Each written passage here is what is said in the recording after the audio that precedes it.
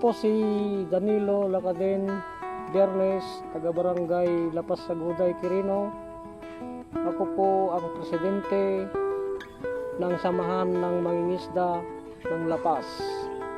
Ang aming asosasyon ay isa sa maswerteng nakatanggap ng proyektong Monoculture of Tilapia and Pond mula sa DA Bipar Saad Region 2. Ang Saad project ay may nakalakip na aquaculture inputs. Ang aming asosasyon ay nakatanggap ng organic fertilizers para sa pond preparation ng aming mga palaisdaan, tilapia, fingerlings, feeds, at water quality parameter kit.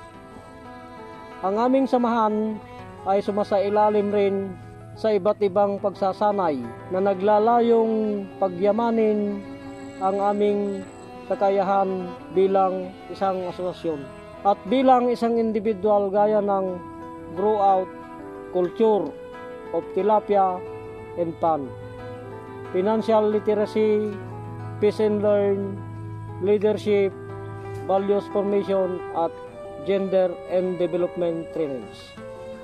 Nung una, akala naming mahirap kasi first time naming makatanggap ng ganitong proyekto. Medyo alanganin po kami kasi baka hindi naming magampanan ang aming tungkulin. Pero dahil sa pagpupursige namin at pagkikipagtulungan sa mga ahensya tulad ng DA Bipar ay na-implement namin mabuti ang proyektong ibinigay sa amin. Ang SAAD program ay marami nang naidudulot sa amin.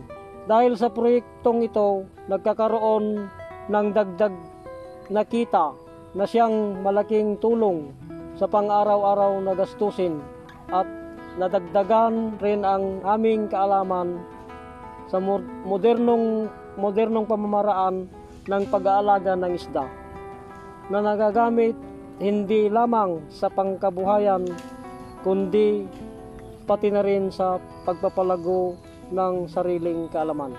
Sa samahan namin ay mas napagtibay nito ng aming asosasyon dahil hinihikayat nito ang kooperasyon sa mga membro lalo na sa pag-aalaga ng mga palaisdaan. Sa buong komunidad naman ay nagkakaroon ng oportunidad sa trabaho at dagdag kita, hindi lamang para sa direktang benepisyaryo, kundi pati na rin sa mga nagproproseso ng isda o nagbibinta sa pamilihan. Nakakatulong na rin ang aming asosasyon sa supply ng sariwa at murang isda para sa komunidad. Lubos kaming nagpapasalamat sa DA Bipar Saad Region 2 dahil kami ay pinalad na napili bilang mga benepisyaryo ng proyektong ito. Taos-puso kaming umaasa sa inyong patuloy na suporta upang mas mapaunlad pa ang aming samahan at mas mapabuti pa ang aming pamumuhay.